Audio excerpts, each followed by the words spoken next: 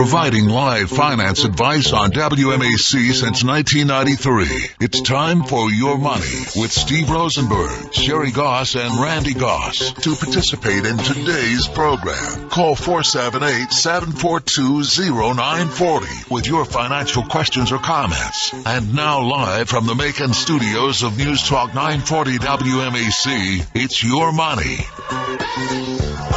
Good morning, Middle Georgia. Randy and Sherri Goss here with Rosenberg Financial Group. And we have a 3-year-old in the studio, Bailee Goss, whose eternal question is, why?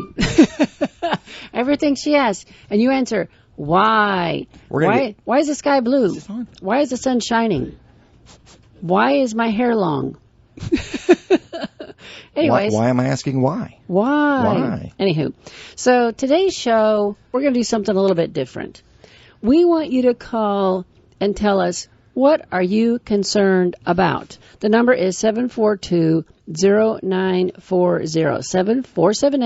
748-742-0940. We are here to solve problems this morning. Why? Because we can. So we may not be able to solve them, but at least we'll answer them. We'll answer them. Respond to them. May give you a chance just to offload those concerns and out of your move brain, on. So you can relax the rest of the weekend, shut the TV off, and just kick back, sit outside, and enjoy the breeze as the hurricane powers toward us.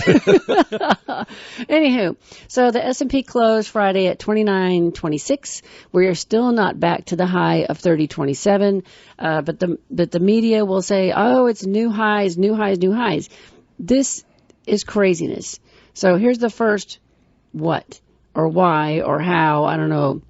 So the market is up this year, but we're just back to where we were in September before we had all the horrible news and earnings reports that caused the market to go down and the government shut down and all of that mess. So people are frustrated. I'm seeing a lot of people that are really frustrated that they haven't made more money. And if you look at your investments, if you're in, let's say, an S&P 500 index fund, just look at it, because you did great until October, and then the market went down 20% fourth quarter, and we're now back almost to where it was. So don't be so frustrated. It is what it is. A lot of it has to do with the trade war with China, which is still not resolved. And so take it, just let it go a little bit. So let's talk about something really practical. So I mentioned this a couple weeks ago, that there was a law that changed regarding powers of attorney on July 1st of 2017. And I found out about this because an attorney that I know sent letters to all of her clients and said, if your power of attorney was made before July 1st of 2017, you might need to make a change. He can't get out. Yeah, slide your chair around. There you go. So I said, well, what changed? What do we need to do different? And nobody could answer. I emailed the Bar Association. I called them. No response. I emailed Legal Aid. No response. Talked to attorneys. We haven't heard anything about this. We don't know what's going on. And so it took us a month to get to the bottom of it. And here's the deal. If your power of attorney was made before, and this could be any power of attorney, regardless, it could be financial, durable, general, whatever. If it was written, so you need to go pull it out of your safe or wherever you're keeping these documents, you need to pull it out and take a look. If it was made before July 1st of 2017, you need to check in with all the financial institutions that you use and make sure that it's still acceptable. Because what our broker-dealer is requiring, first of all, we have to have a thing called a full force and effect form. And that's the agent signing off, verifying that they are still the power of attorney. Then we have to have a letter of instruction signed by the client who had the power of attorney made, saying these are the accounts that this power of attorney is effective for. And the reason behind all of this is people were taking powers of attorney and they were using them to do distributions and all sorts of things on accounts that they shouldn't have been touching. And there was elder fraud and abuse. So please check out your stuff. In fact, while you're at it, pull your will out and read your will. Is the executor still right? Do you need to make a change or an update? Are your power of attorney older than July 1st of 2017? And any other legal things you have, advanced directives, which you don't have to go to an attorney. Those are free. Caringinfo.org. It's the National Hospice Organization. You click on the state, you click on advanced directive, you print it out, you fill it out, and you're good to go. And if you hear more of this next week, that's because I'm going to talk more about it next week as well. Okay. Because it's something that we do feel strongly about, and we might just be catching you this week, but someone else may be tuning in next week, and it's a big deal. So don't think that you're catching a rerun next week. So here's why it's a big deal. The client has to sign a letter of instruction saying this power of attorney is in effect for these accounts. And what if the person that needs to sign this document is no longer competent to sign documents? That's where my concern is. So we are doing an audit of all of our clients, verifying that everything is correct, period, end of story, because it has to be right, and getting everything sent in. So every time I meet with somebody, I'm asking them about their powers of attorney. I want a copy of it. We need to update it. We need to have you sign the letters and all that stuff. And then the ladies in the office, Teresa and Gretchen, are physically going through the files looking for powers of attorney. But if you're one of our clients and you've got a power of attorney, we need a copy. We need a copy of it. So don't wait for us to call you. Go ahead and call us. Yeah, but take a look at them. Let me see. So that's pretty much what I need to say about that. Okay, so we had a thing happen this week. What? Is this the insurance? Yes, the air handler. Yeah. I was wanting to talk about that one if you don't mind. I was just going to open the door. Okay, sorry. You probably heard us talk about all the labor of love that we did at our lake house out on Sinclair. We bought just push her out of the way, CT. Just shove that little girl out of. We bought it 6 years ago or so. We bought it in 2014, and we basically stripped everything out of the house. We installed new sheetrock on the walls and the ceilings and the floors. Insulation. I mean, new kitchen, bathroom, and we did that over a 2-year period. Did all the hardwood floors ourselves by hand. Yep. And which was a lot of work. It was a lot of work. I mean, it was a real 3/4 inch. And Sherri, you should see Sherri with an air compressor, a nail gun, and a hammer. It's great stress relief. And it's somewhat scary. No, you did a really great job, Sherri. But this last weekend, we go to the lake, and the floors don't seem quite right. They were all buckled. They were buckled, in some places worse than others. And the bathroom, started looking around, the door didn't shut. A few other things were wrong. I mean, it was little things that just kind of... There was no standing water. Right. It was weird. And so we kind of tracked it down to the air handler and said, we're just going to call an AC guy to come out. And so he comes out within 30 minutes on a Saturday evening. It was just crazy. Amazing. And only charges $110 for the visit and everything. But he said, yep, sure enough, your condensation drain has stopped up. We said, great. And he told us how we could probably solve this in the future by putting a pan underneath it with a float switch that would cut off the AC unit. So if the condenser line ever stops up, it would flow into the overflow pan, and then the float would come up just like what you see in the back of a toilet. And if you don't have this, you need to go get one right now. Yeah, I'm telling you. Right now. So there was enough damage that we said, let's just go ahead and call our insurance company. So this is also a reminder for anybody to pull your insurance policies and take a look at it. And I know about once a year we go on the radio show and we say, it's a good time to shop around, to see if, compare your coverages, your prices and everything. But on the other hand, if you've got a company like we do, USAA. That's fantastic. That is fantastic, pretty much no one can beat their prices, but at the same time, we know exactly what kind of service we're going to get from these guys. When we called them, they sent out ServPro, and lo and behold, they go, yeah, you got water in your bathroom, and we heard the following 2 days later, yeah, they pulled out the linoleum in the bathroom and the laundry room, and we're thinking that's it, so they found it, they're remediating the problem, and then. They got the fans and the blowers and the dehumidifiers. Well, that's what sent my red flags up. I called them up. I said, if I wanted to come out to the lake house this weekend, how much equipment's in the way? And they said about 10 dryers and some dehumidifiers. And I'm like, what? And the guy goes, yeah, there's a lot of water. I said, what are you talking about? He goes, has no one talked to you about what's going on? And I said, no, I thought y'all were just fixing. He goes, yeah, that's what we're doing. He goes, but we've had to cut up all the hardwood floors in the entire house. All the baseboards are out. The kitchen, all your furniture, cabinets, all your furniture and everything are in pods in the front yard. And I mean, it was so basically the house is back to the position that it was when Sherri and I first started remodeling it 5 years ago. Actually, worse. It's worse, yeah.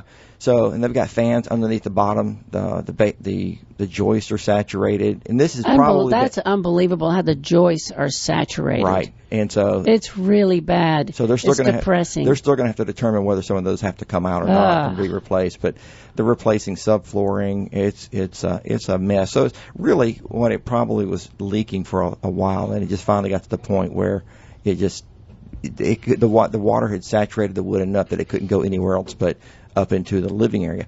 So make sure you have a good insurance policy. And Joe, check your air handler right now and make sure you've got the float switch. And if you don't have one, you need to get somebody out there and fix it right now. And, I was thinking about this last night. A lot of times we go, I don't want to pay for a service call just for a maintenance on my HVAC unit. It's working fine. So was ours. Matter of fact, it was doing a stellar job of pumping out condensation right into our house. So, the annual checkup you get, and we're not being paid by anybody to do this, but to say this, but I would highly recommend you have somebody come out, check your units, and they should blow out your condensation line, because what builds up in there is mold and debris just from the water being in there, so if it's any dust that gets into the system gets flushed out that way too. So float switch. Those are the words of the day. Regular service. Anyway, hope that doesn't happen to you. You don't want to go through this. You don't want to go through this with your house where you live.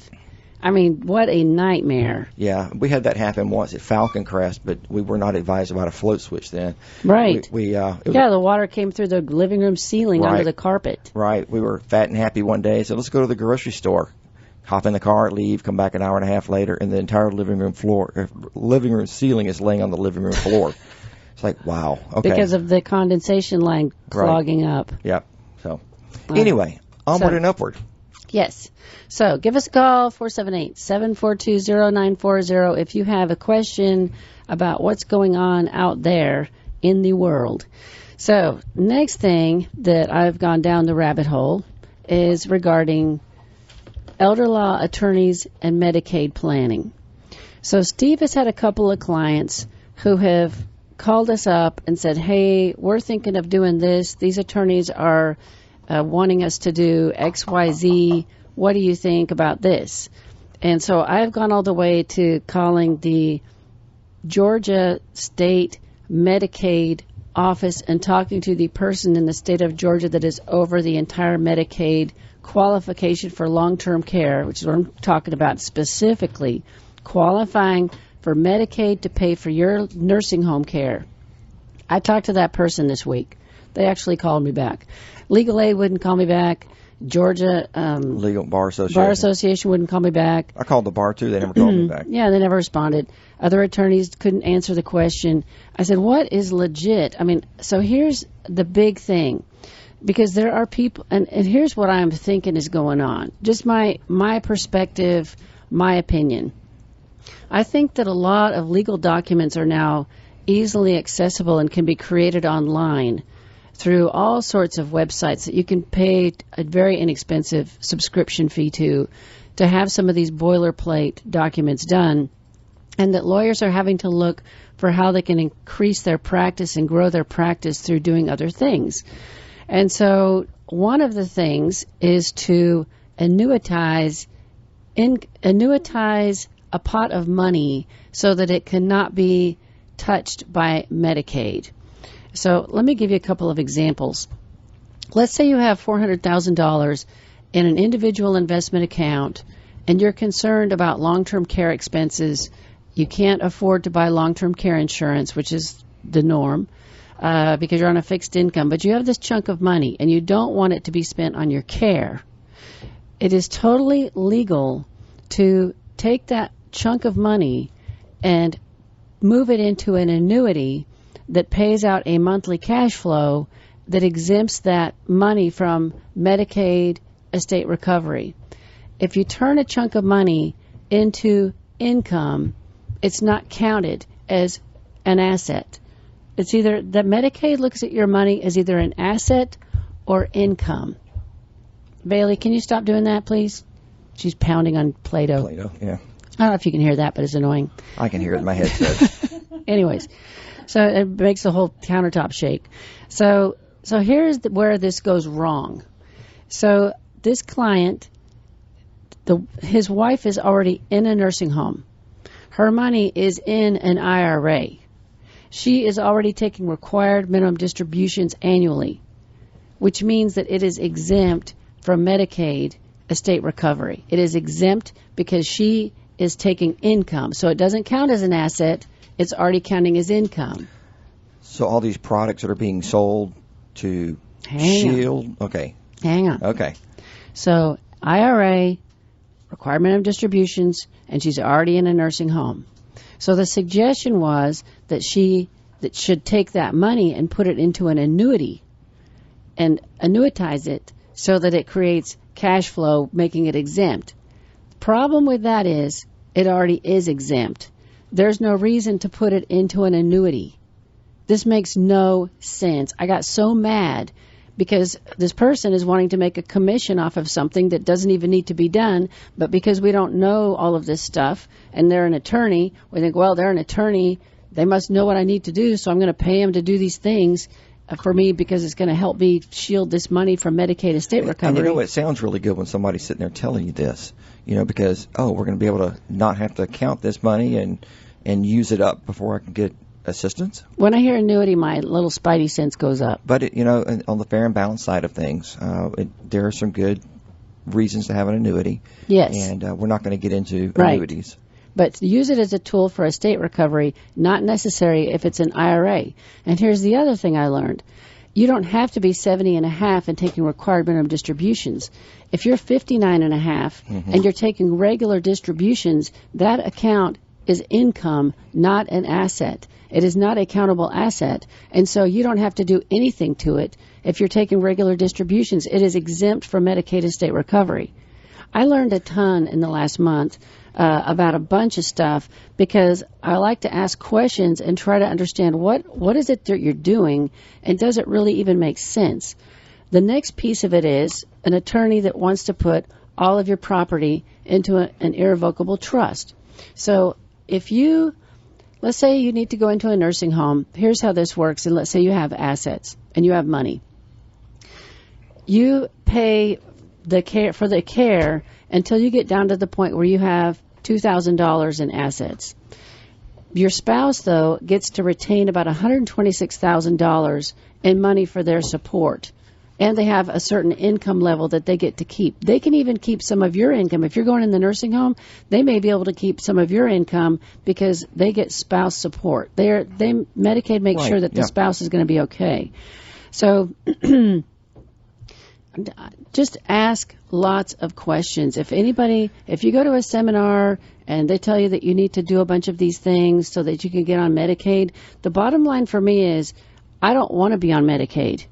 I want to have free choice of where I go. I want a better quality of care. I want a better quality of care. And one of the other things that sends my spider senses into tizzy is when somebody starts saying, "Yeah, we need to shield it that way we can get by that 5-year look back period."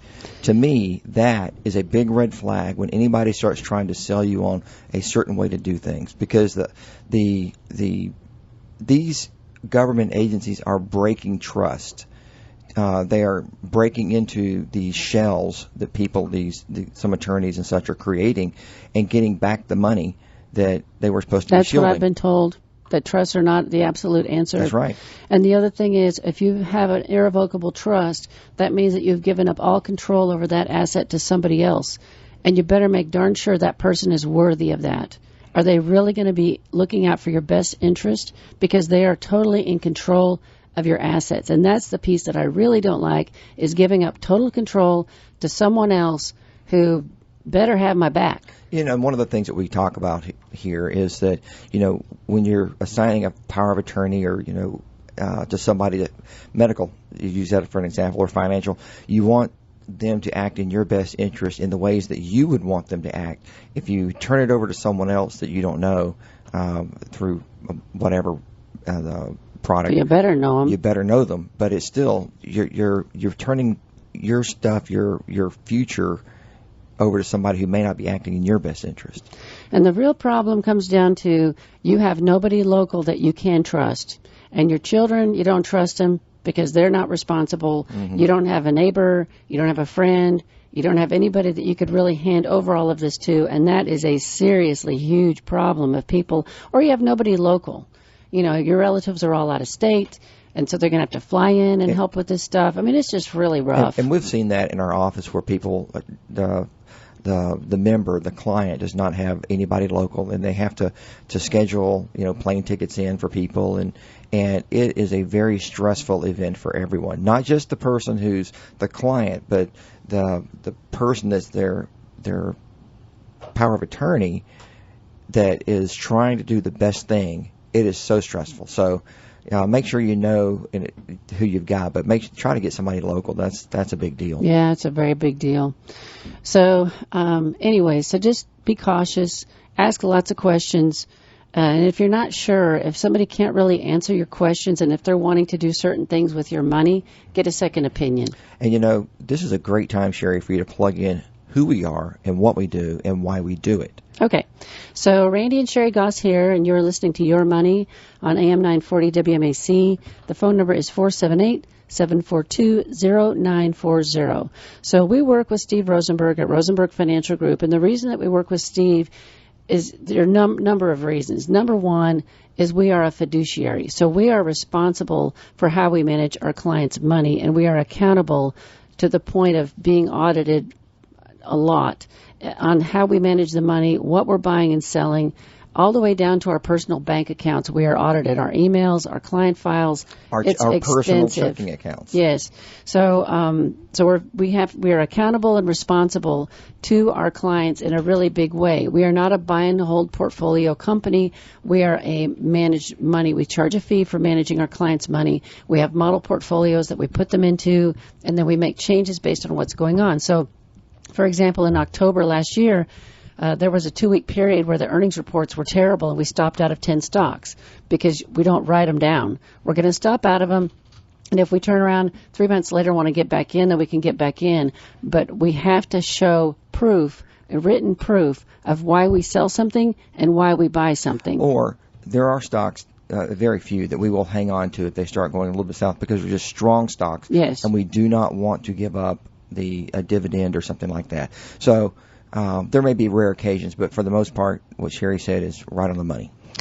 But anyway, so you can go to our website, retirerelax.com, and learn all about us, read our backgrounds, read what we believe, our practice and what we do is all there. And so what did she make, a cookie? It looks like an Oreo, big bright blue beautiful. Oreo cookie. Good job, Bailee. Bailee is 3. She'll be 4 in January already. I can't believe it. Why? Why? So, anyways, yeah, if you have an attorney, you go to a seminar, let's say they buy you dinner, and they want to do all of these things for you, ask why. That's Be right. a 3-year-old. She's an up-and-coming financial planner here. There you go. But the other thing, Sherri, is what we do at Rosenberg Financial Group. If they do have questions like this, they can pick up the phone and call us. They can schedule us for a no-cost consultation, and we do it all the time. Okay? Yeah, I did like 5 this week. Yeah, and you do not have to pay Sherri. And matter of fact, if you try to, she's going to tell you, no, this is what we do, because we like to help. And Sherri is like a pit bull sometimes, and she gets something that she wants to find out about. Like the VA disability. The VA disability. You've been working with a client the last couple of weeks now. A month. And I've been going down that rabbit hole. And I know you're listening, so good morning.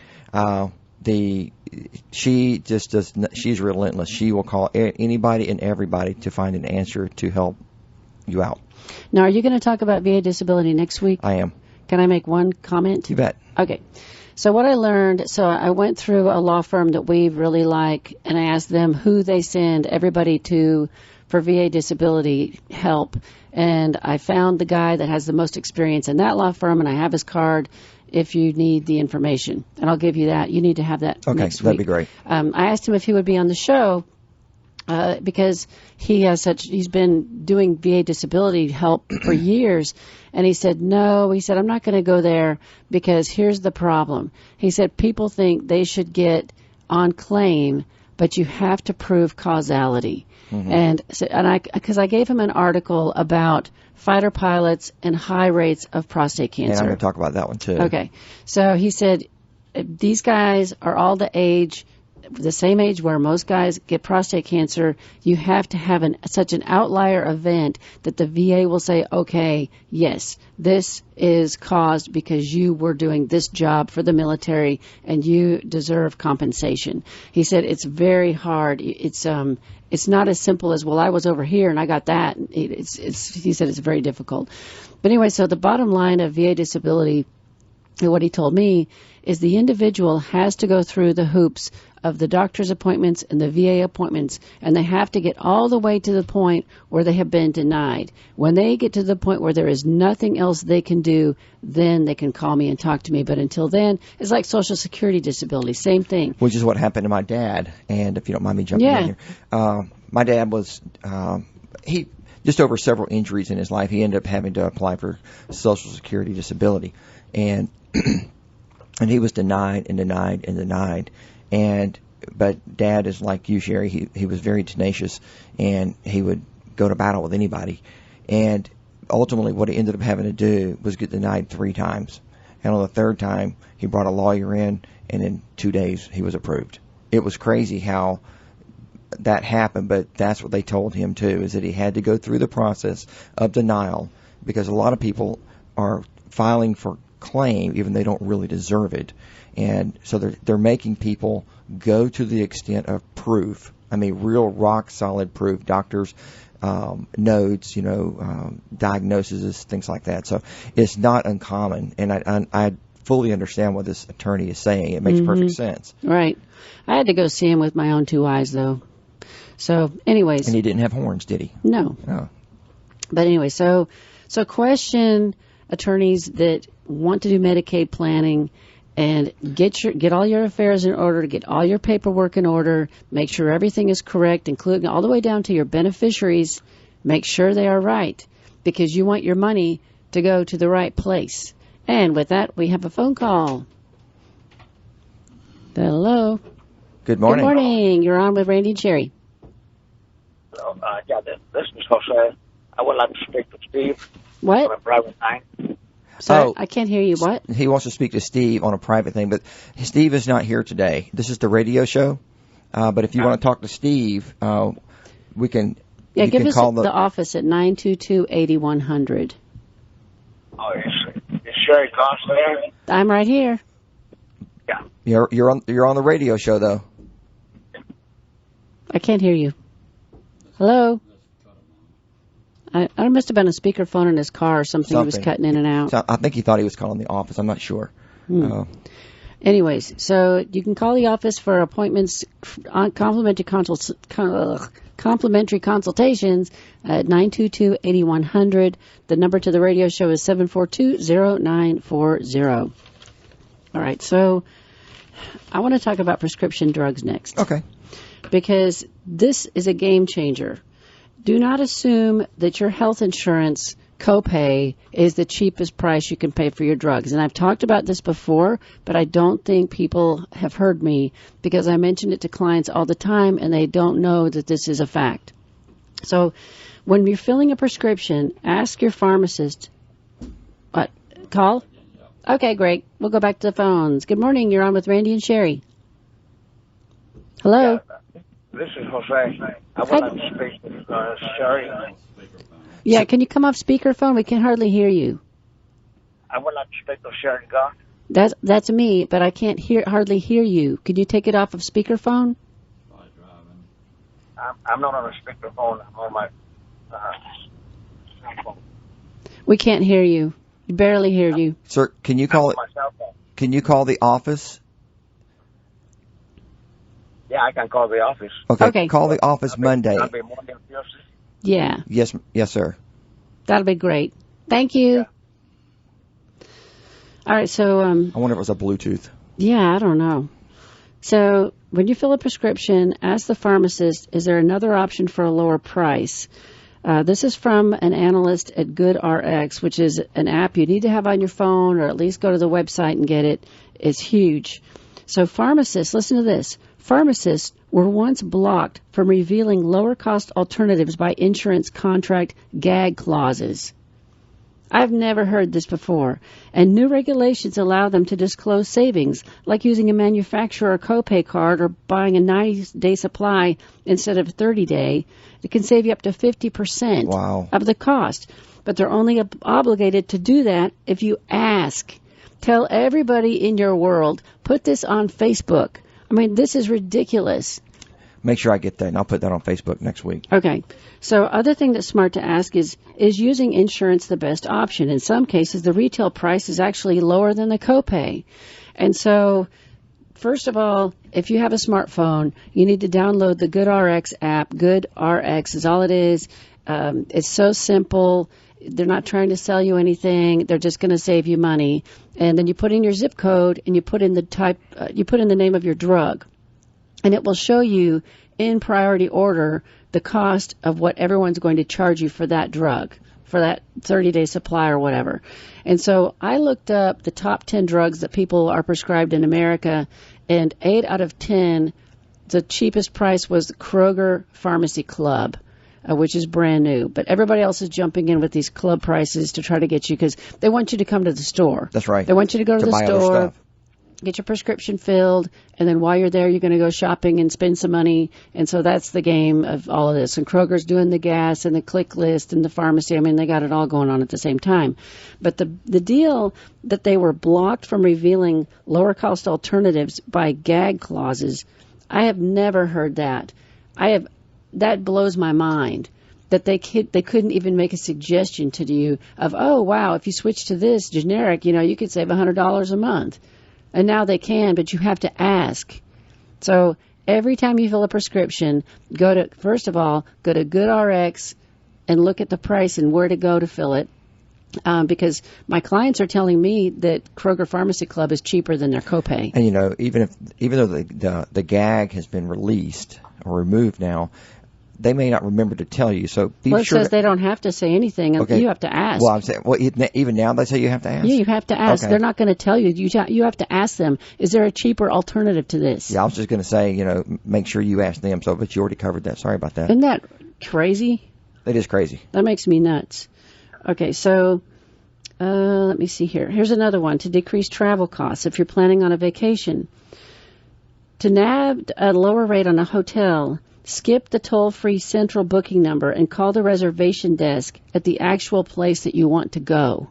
Don't call the chain, call the actual location where you want to stay. And they have promotions themselves for their own location that are not going to be on the website or anywhere else, and no one's going to tell you about it. I've done that a lot over the years. Because you used to travel a lot. A lot. And I found that I could get room upgrades and all kinds of great stuff that I couldn't get on a website that was a package, one of those package websites. And it was great. I mean, the things that you could get just by asking, just like the GoodRx, pretty sweet. Amazing. And then it says, if it's been 6 months since you renewed your car insurance, call your provider and ask, what kind of discounts do I qualify for? So here's a great example.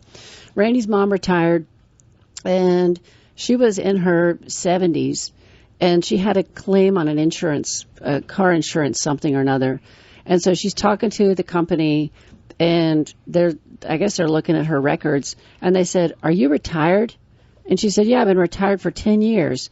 And they said, oh, well, you qualify for a reduction in rate because you're retired now. And she said, I've been retired for 10 years and I should get back pay for this. Yep.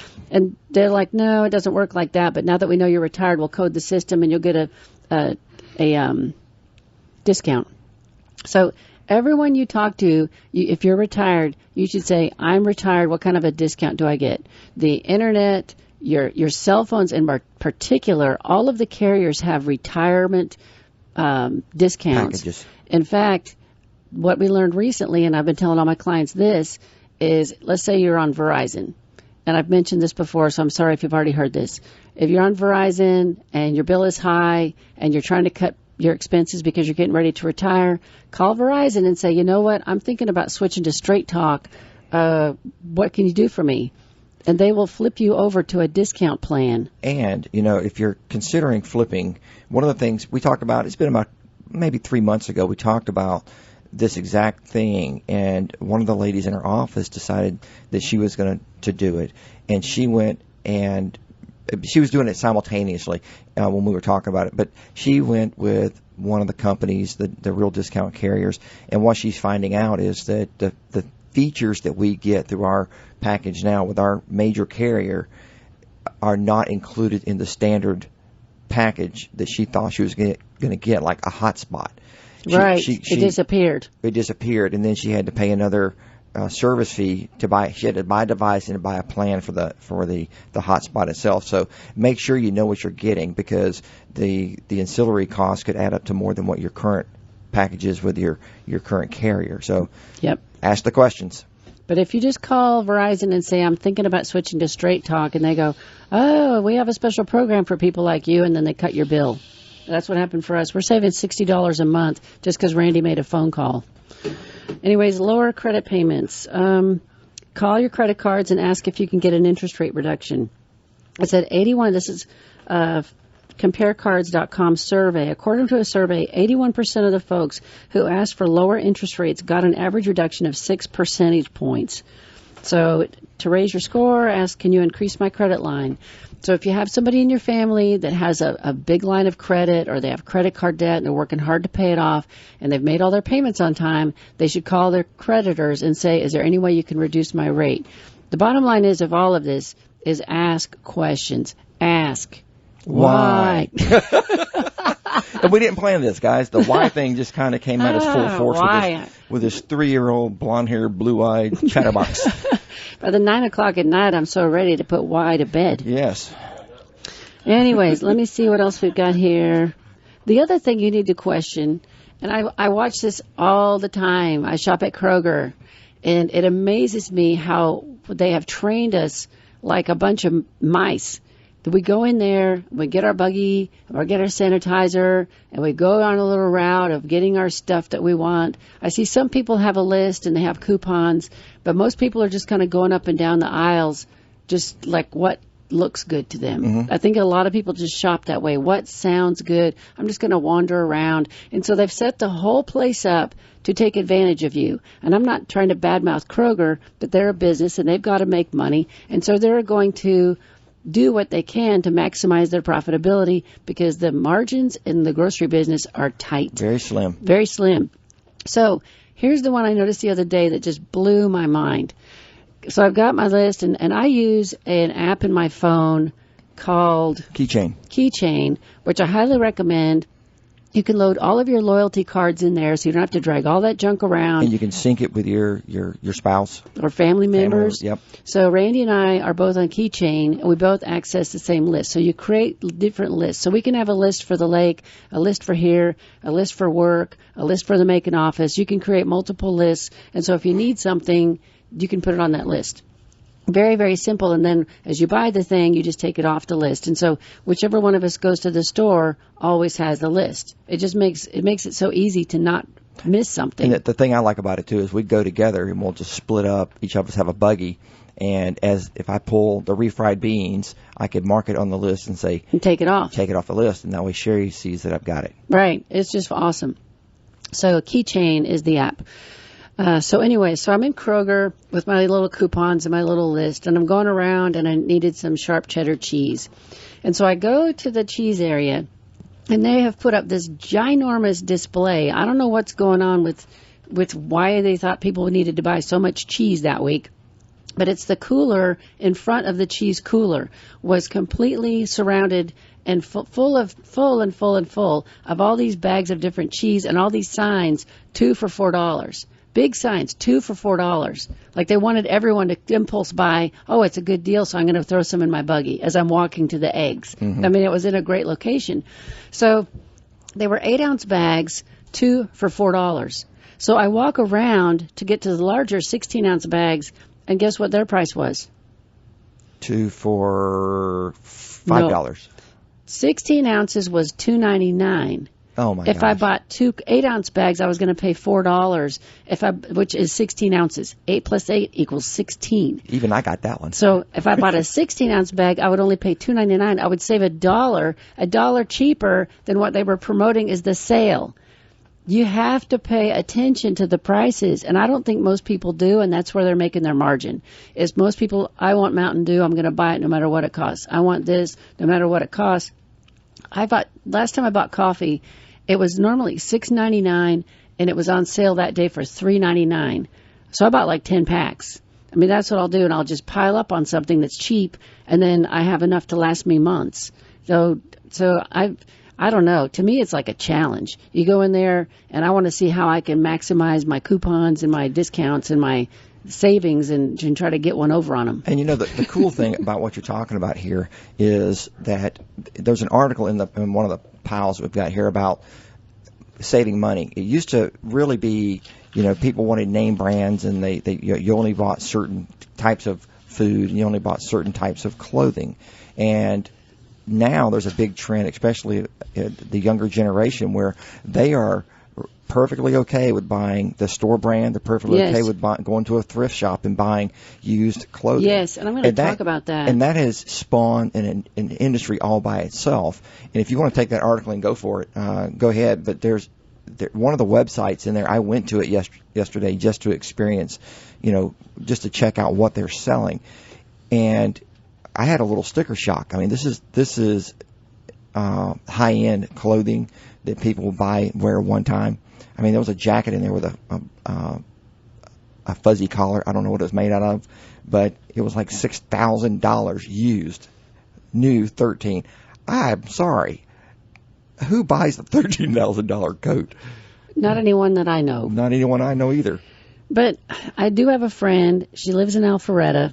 She's been very successful in the insurance business, and she would never pay less than $1,000 for a purse because she would wear that purse like a badge of honor. To her, it was like a sign of, I've made it. Look at my logo on my purse.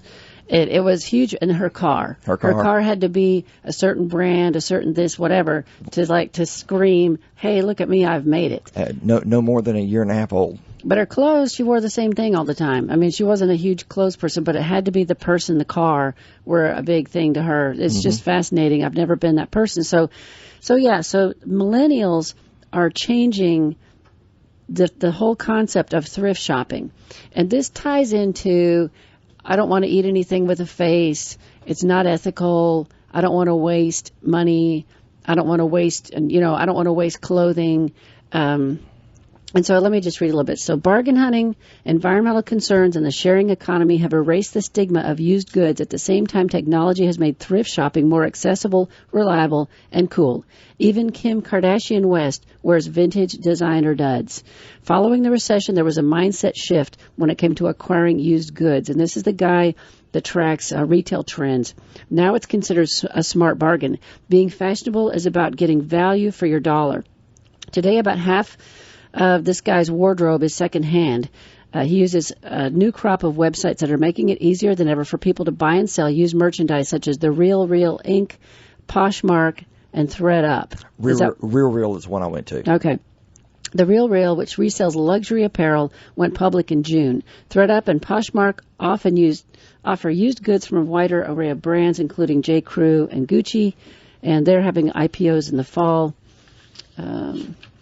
So as these sites soar in popularity, it remains to be seen whether they could make money from reselling fashionable clothes and other items. The cost of cleaning and vetting goods is considerable, as is sourcing, because they're coming from people's closets one item at a time. Right. So what you find today won't be there tomorrow, more than likely.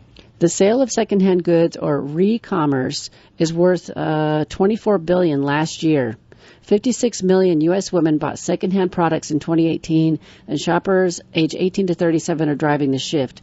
Rent the Runway and other rental businesses are benefiting from similar changes in consumer behavior, including a desire for newness on the part of young selfie-posing shoppers who don't want to be seen in the same outfit twice. Consumers on average buy 60% more clothing today than they did 15 years ago, but keep the items only half as long. But the other thing that could be driving this is, especially in the millennials, is they're the amount of debt that they're coming out of college That's with true. right now. So they're having to really pinch pennies to make ends meet. So it's timely that it's cool to wear used stuff. That's right. You know, it's some of the stuff that you see coming out of the thrift stores is perfectly fine. You've got a coat that came out of that we bought to go to Iceland, and Brand new with the tag still on it. $240 coat I got for $40. and Taylor, I think it was. Yes. Just beautiful coat. But I mean, some of the stuff you can find in the thrift stores are fantastic. If you don't mind putting someone else's duds on. Now, what's really funny is back in the day when we had little kids and we were living on nothing and trying to repair a house and broke and all of that kind of stuff, I would go to Goodwill or I'd go to a thrift store and buy, and that's what I wore to work is dresses from a thrift store or actually a consignment shop. We had a really good consignment shop that I would go to and find great deals, dresses for $8 that I could wear for years. Well, I think I brought home a pair of underwear for you one day, and you told me that was crossing the line. Yeah, I didn't know they could sell underwear in those places. I'm like, Sherri, look. I'm not wearing someone else's underwear. I'm not doing it. Socks, underwear, not happening. It was too funny. But you know, the depends on where you are. If you go down to these retirement villages, vacation places, like Florida, South Florida, the snowbirds come down there and they're dressed completely wrong, and so they go to the thrift store and they buy stuff, and they give up all their other stuff. That's right, and so you can end up with some really good stuff, but it depends on where you are. So you know, find a good thrift store if you don't mind. It's not really a thrift store. You really need to go to a consignment shop is what we're trying to talk about. That's right. So there's a really good one on First Street. It's right off of First and Poplar, and it's called Where. And it's started by some local women, Maconites, who wanted to do something great, and the proceeds all go to Daybreak Shelter. And so there's a lady that runs it. They're open on First Friday, and she does a really good job. And I've bought about 6 things there that were literally brand new with tags on for nothing. I bought a brand new $90 dress for, I think it was $8. So it's just it doesn't take a lot of time. If you need something fun to do, just go check it out. So the ladies' wear is upstairs, and there's kids' clothes and men's clothes downstairs. There's shoes, jewelry. But they do a really good job, and they get a lot of really great donations because of the network that they have. That's where I send a lot of my stuff. So listen to this, nearly 60% of the more than 100 billion garments produced annually end up in incinerators or landfills within years of being made. What is up with that? Yeah. The production of 1 kilogram of fabric generates an average 23 kilograms of greenhouse gases, making the fashion industry a big polluter. So, lower your carbon emissions. Go Donate. Donate to a Don't wear consignment clothes. shop. Everything has to be carbon emissions now. I'm just so sick of it. As more shoppers buy used products, they're spending less at traditional chains. Some established players are fighting back by launching or expanding their own resale programs, including Macy's and Levi. Now, this is really crazy. A growing number of shoppers also sell their clothes and accessories on secondhand websites and in thrift stores. But listen to this. This is the trend that this is creating, and this is the millennials blowing through our economy and wanting to be ethical in how they do stuff. So Macy's and JCPenney this last week unveiled partnerships with resale marketplace ThredUp Inc. to sell used clothes and accessories in some of their stores. Patagonia plans to open a temporary store in Boulder, Colorado, which is exactly where it should be, because I'm headed there tomorrow, and they're all about the green everything. Bloomingdale's, Urban Outfitters, and Taylor are taking a slightly different approach by launching services that let shoppers rent clothes instead of buying them. You know, it's really kind of funny that Patagonia's green everything, but they're using nylon on the outside of a lot of their products. So But it lasts forever, so you probably don't have a big carbon footprint. Well, when it goes to the landfill, it's there forever, too. So Patagonia began selling used goods in 2017 under its Worn Wear label, although it has provided repairs of existing gear since the 70s. Shoppers can send back used items by mail and drop them off at the retailer's store. In return, they get a credit up to $100 they can use on future purchases. And I thought they had cut back on that, but I guess not. This fall, Patagonia will launch Recrafted, a line made from old clothing and other gear that couldn't be resold in their current state. They're refashioning junk they had to take in because they have this guarantee thing, so they're going to refashion it so you can buy something used and old. And you're talking about Patagonia? Yes. Now, that one, I think the company you were talking about that used to take everything back was L&L Bean.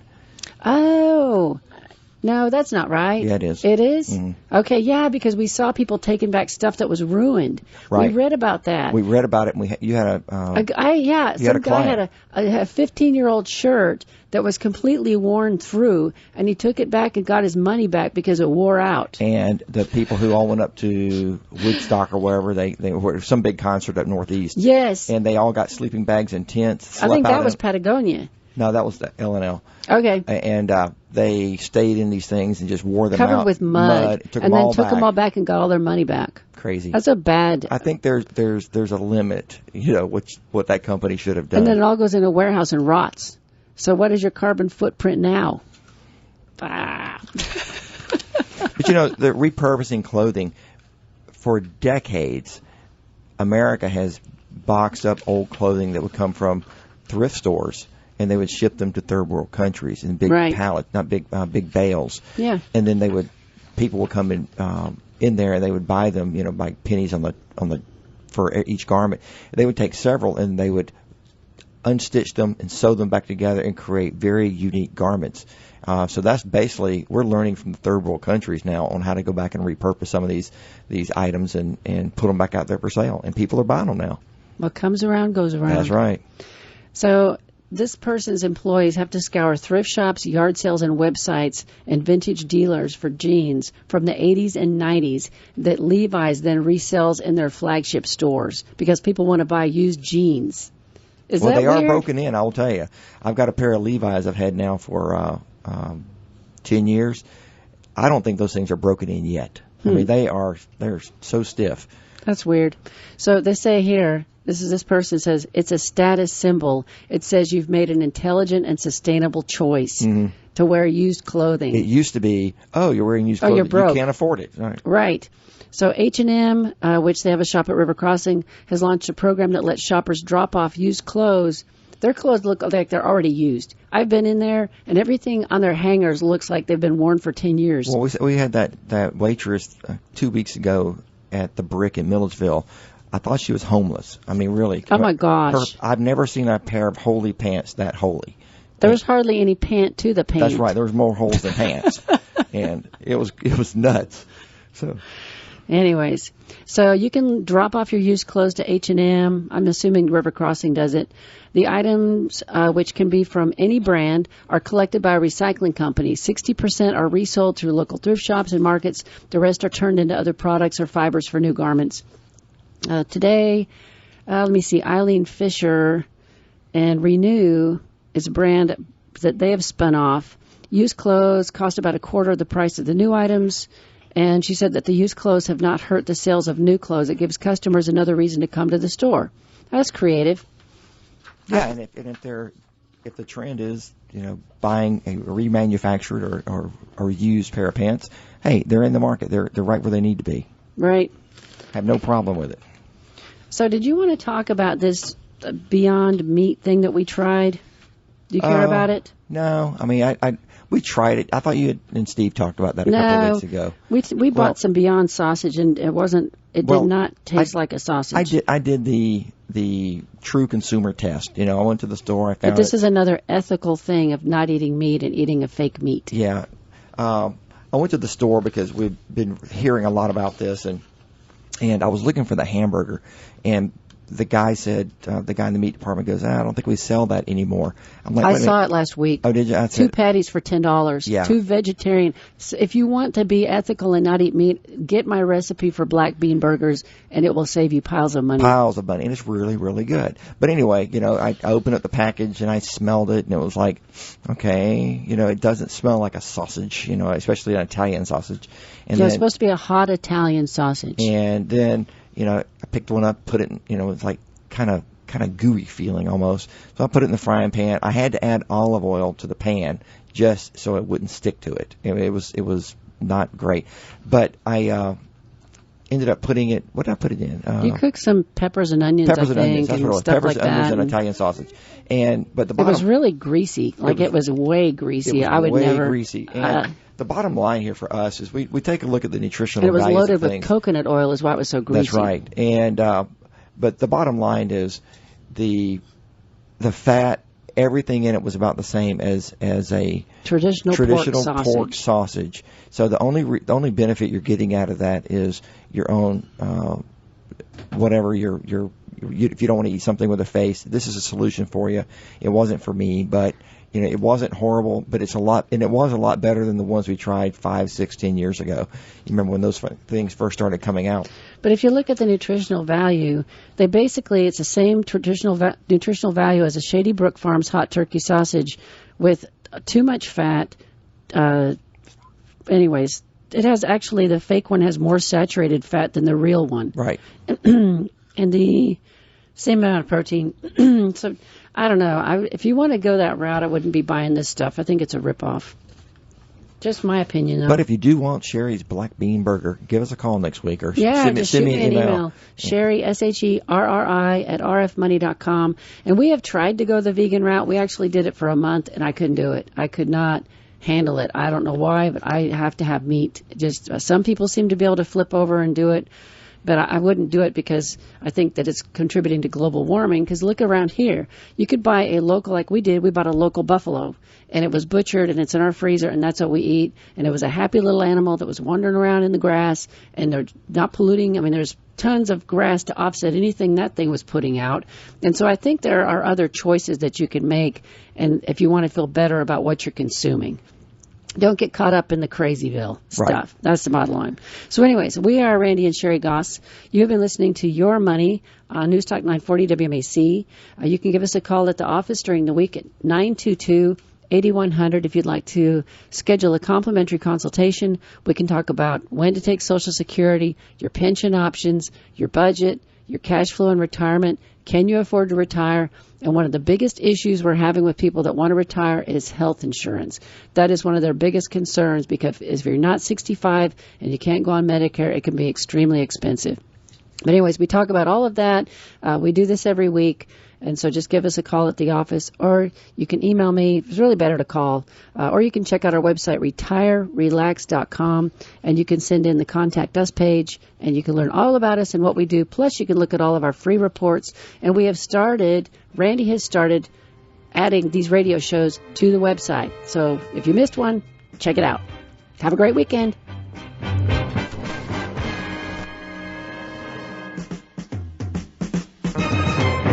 The views expressed on this show should not be construed directly or indirectly as an offer to buy or sell any securities or services mentioned herein. Investing is subject to risk, including loss of principal invested. Past performance is not a guarantee of future results. No strategy can assure a profit nor protect against loss. Please note that individual situations can vary. Therefore, the information should only be relied upon when coordinated with individual professional advice. Securities are offered through Royal Alliance Associates Incorporated, member FINRA and SIPC. Advisory services are offered through Rosenberg Financial Group, a registered investor advisor not affiliated with Royal Alliance Associates Incorporated. Offices are located at 2517 Moody Road, Warner Robins, and 4875 Riverside Drive, Suite 201 in Macon. Phone numbers are 922-8100 and 741-4457.